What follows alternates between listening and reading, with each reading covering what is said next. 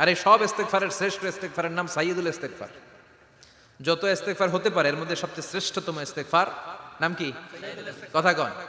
বুখারীর বর্ণনা, শাদ্দাদ ইবনে আউস রাদিয়াল্লাহু তাআলা আনহু বর্ণনা করেন, এই সাইয়্যিদুল ইস্তেগফার দিনের বেলা যে পড়বে ওই দিনে মারা গেলে সে জান্নাতি। এই সাইয়্যিদুল ইস্তেগফার রাতের বেলা যে পড়বে ওই রাতে যদি ইন্তেকাল হয় ওই লোকটা জান্নাতি। মুখস্থ আছে না? কার কার মুখস্থ হাত তুলেন। মাশাআল্লাহ, তাবারাকাল্লাহ, মাশাআল্লাহ, মাশাআল্লাহ।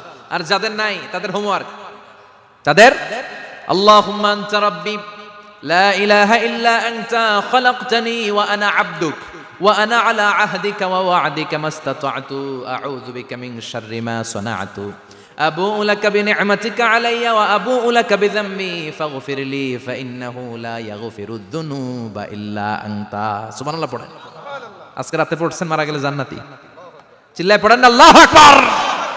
এজন্য বিশ্বনবী বলেন আমার আগের গুনাহ মাফ, পরের গুনাহ মাফ, তারপরেও প্রতিদিন আমি 70 বার তওবা ইস্তেগফার পড়ি। আজকে থেকে পড়তে রাজি আছেন তো? বেশি বেশি ইস্তেগফার পড়া যাবে না? একটু প্রাণ খুলে দিল খুলে আওয়াজ করে পড়েন তো আস্তাগফিরুল্লাহ। আর জোরে পড়েন আস্তাগফিরুল্লাহ। আবার সবাই পড়েন আস্তাগফিরুল্লাহ।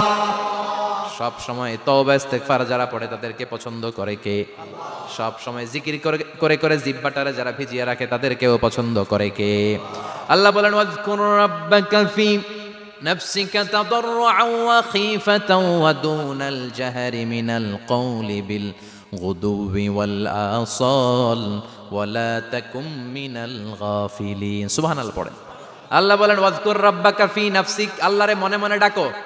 তাদাররুআন ওয়া খীফা, আল্লাহর জিকির করতে আল্লাহ বলেছেন ফি নাফসিক। বুঝতেছেন না অর্থ? ফি নাফসিকা, মনে মনে আল্লাহর জিকিরটা করো। তাদাররুআন ওয়া খীফা, তাদাররুআন মানে বিনয়ের সাথে, with full of humility, submission and humbleness.